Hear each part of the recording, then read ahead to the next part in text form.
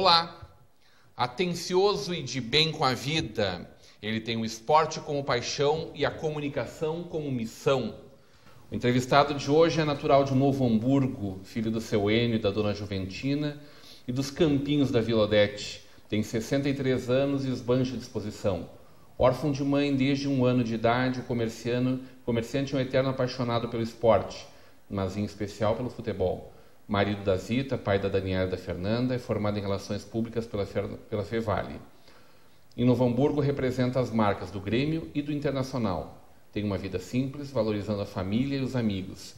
E neste ano de 2014 comemora com grande orgulho 30 anos de comunicação. Hoje teremos uma conversa de peso com Valdir Pedro Eichmann. Valdir, é bom destacar o Pedro. Seja muito bem-vindo. Que é o nome santo, esse aí, o Pedro. Seja muito bem-vindo. Grande prazer te receber nos nossos estúdios da TV NH. Tu que não está muito acostumado com essa casa. E você falou 30 anos, né? E hoje, ainda conversando com minha esposa, ela disse assim, tu não sabe fazer conta.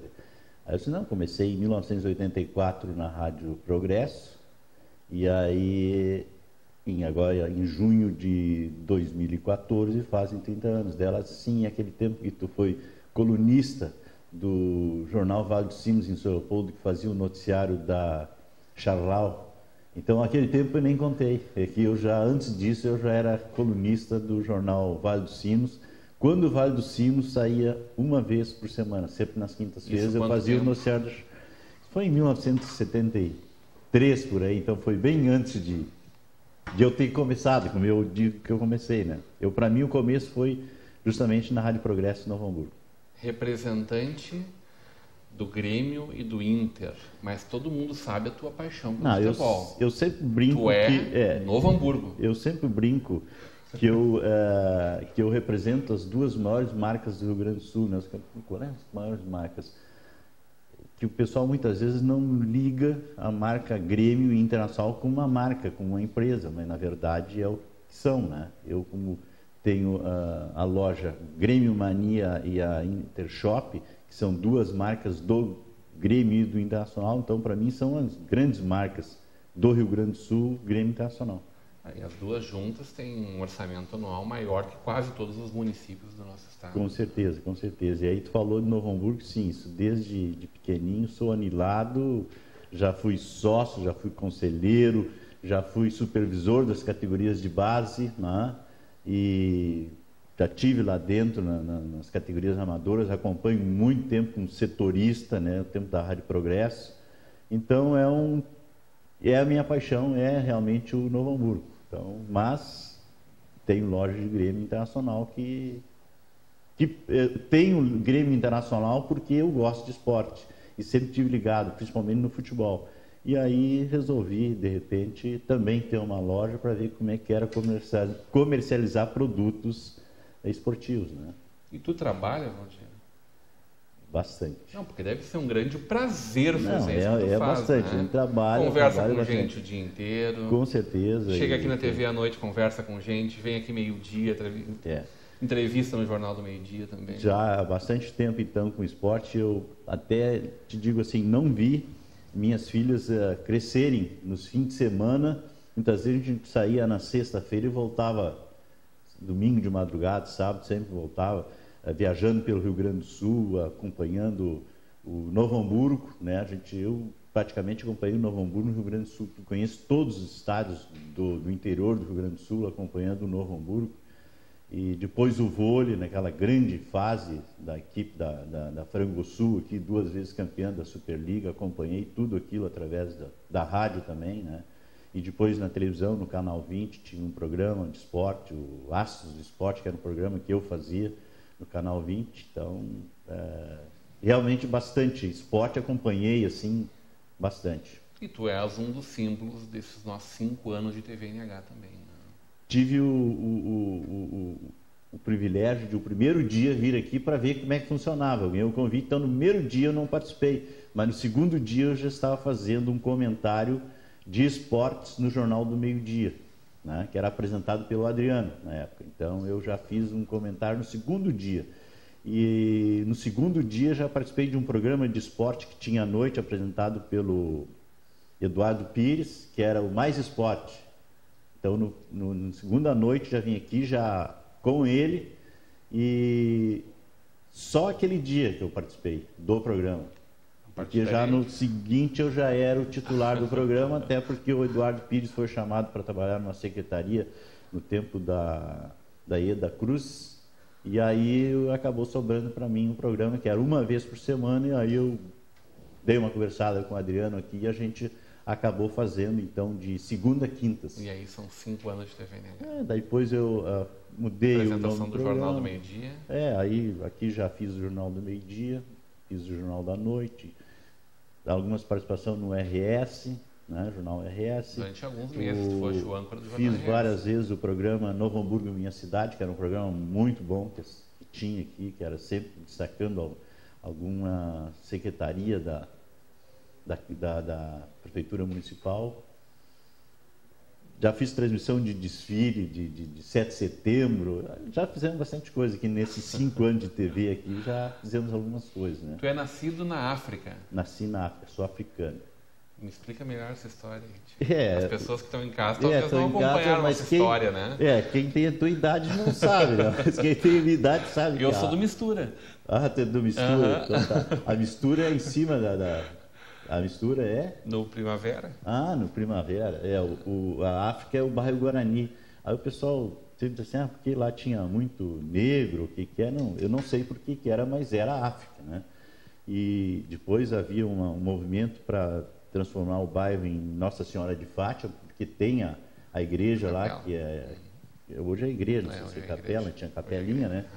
E que era Nossa Senhora de Fátima, mas não vingou e ficou bairro Guarani. Então eu sempre brinco, eu nasci na África. A África era o bairro Guarani quando eu nasci lá, em 1950. Novo Hamburgo mudou bastante. Mudou, lá tinha o Morro dos Cabritos, o Morro das Formigas, Mistura, como falou, e aí daqui a pouquinho alguém vai dizer assim, tinha mais esse, mais aquele, né? Então... Como é que foi viver sem a mamãe, Valdir? Pois é, eu sempre brinco que eu sou o cara que mais mãe teve, né? Eu tive a minha mãe, então, biológica, que infelizmente eu não conheci, eu tinha 1 ano de idade quando ela morreu. Depois a minha madrinha, que me criou, e foi fantástico, né? E daí depois meu pai casou, meu pai ficou 10 anos viúvo, depois casou com uma viúva de novo, né?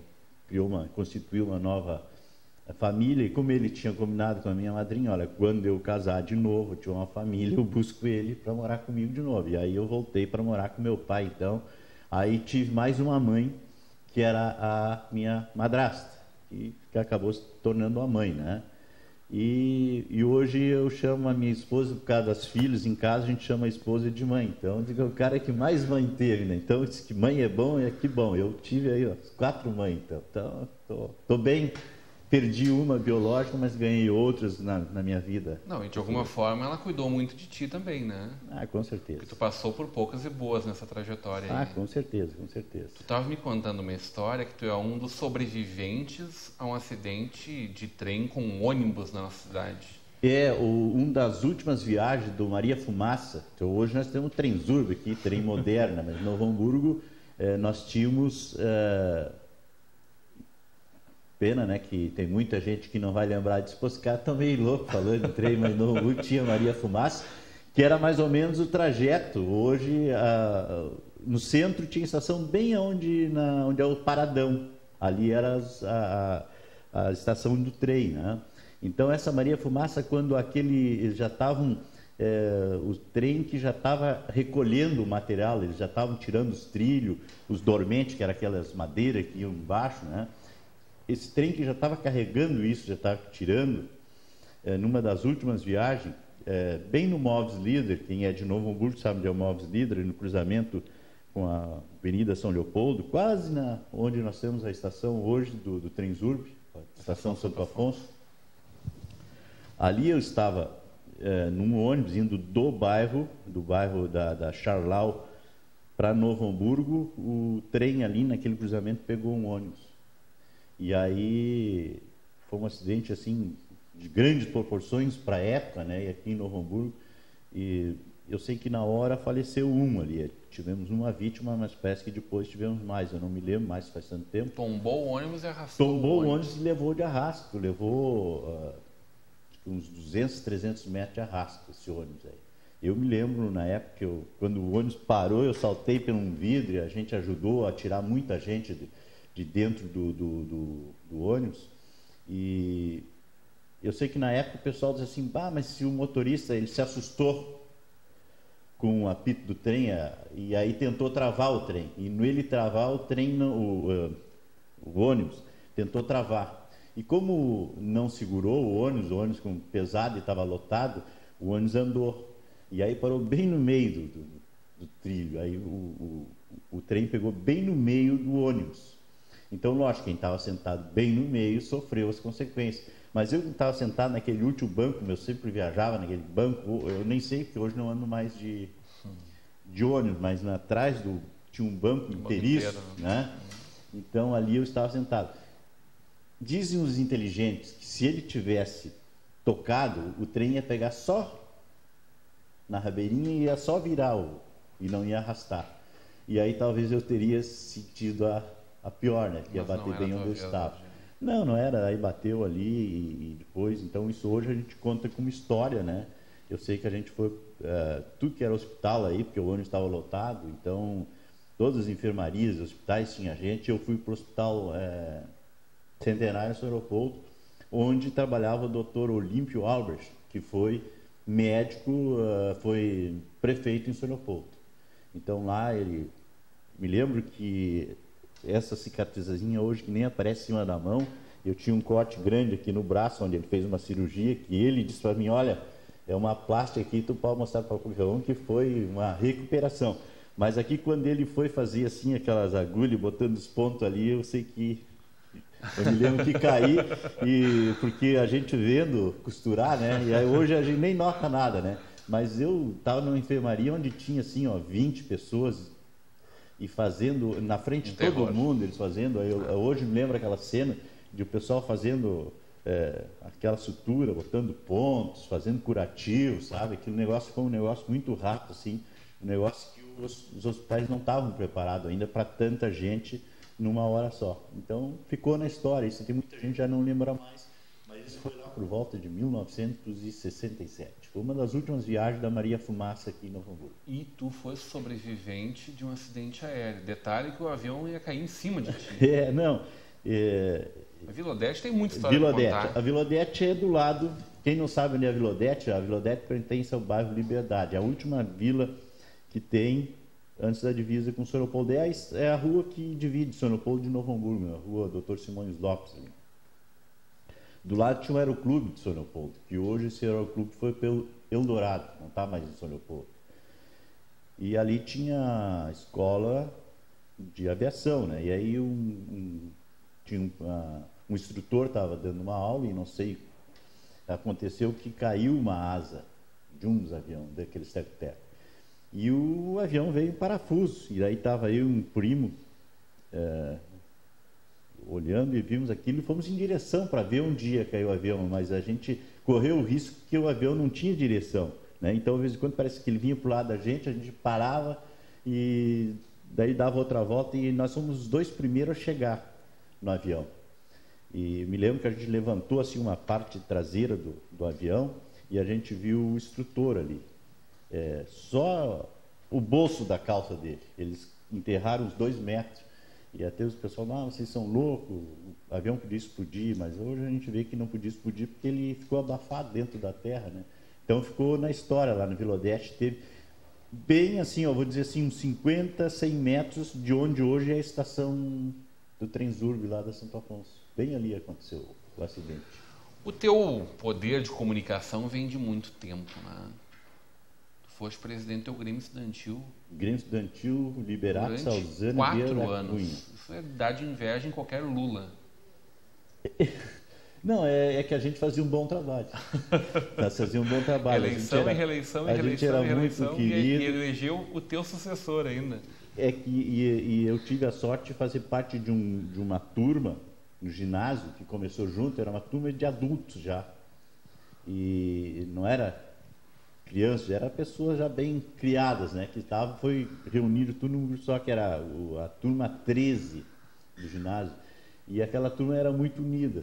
E aí, ali eu me elegi, depois, lógico, a gente fez um bom trabalho e todos os anos a gente foi se elegendo, né? E fizemos, realmente, nós representávamos muito bem o Grêmio Estudantil naquela época, principalmente em São Leopoldo, nós tínhamos o meio estudantil muito unidos, né?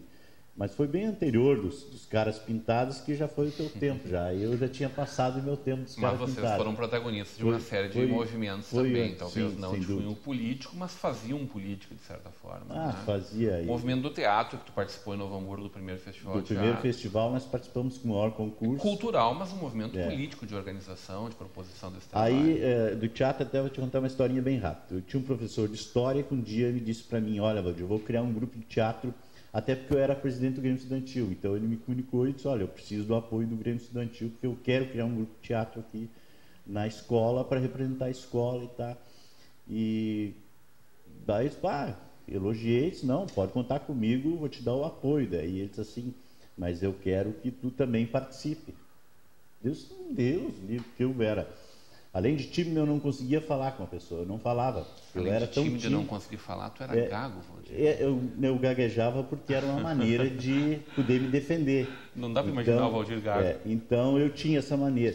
E aí ele disse, não, tu vai fazer teatro comigo também. E a gente, daqui a um pouco, nós estávamos encenando Morte e Vida Severina. E aí tudo que era feira de livros, a gente participava. Em São Leopoldo tinha a Fiel, era o nome da feira lá, era Fiel, Feira de Livro de São Leopoldo. Aí participamos de diversas feiras em Porto Alegre, e aí um dia em Santa Cruz, nós fomos numa feira do livro lá, apresentar Morte e Vida Severina, que era um grande clássico, né? Eu fazia o coveiro dos ricos, né? O coveiro do rico. E quando nós estávamos descendo do palco, e o professor Eloy, que era o diretor da peça, estava recebendo assim os atores que vinham descendo, tinha uma escadaria do lado, saía do palco, e daí ele me apertou a minha mão assim e disse, tu te lembra quando tu me disse que tu nunca ia? Tu viu o teu desempenho hoje aqui? Foi sensacional. Eu disse, pô, não é que eu estou mesmo no palco, daí que eu me lembrei que eu estava no palco. E daí, lógico, tudo que era festa, tinha O Velho Professor, uma peça que a gente sempre encenava, sempre em homenagem aos professores. Lógico que eu era o professor, então sempre fazia o papel do professor. E acabei fazendo. Nesse festival aqui em Novo Hamburgo, a gente veio com um concurso, era o único grupo fora de Novo Hamburgo, e aqui ganhou a peça O Viaduto, com a escola, na época era Leopoldo Petri, que hoje é a Ayrton Senna, que tinha o Dejair Krumenauer, tinha o Silvio Krumenauer, e eles ganharam essa peça. Foi o primeiro festival de teatro de Novo Hamburgo. E foi ali também que nasceu o handball no Vale dos Sinos, né? Mas essa história tu vai contar logo depois do nosso intervalo. Como tu sempre deixa os teus convidados no teu programa chamar o intervalo, eu vou pedir que hoje tu chame os nossos apoiadores. Que veio os nossos apoiadores culturais, então.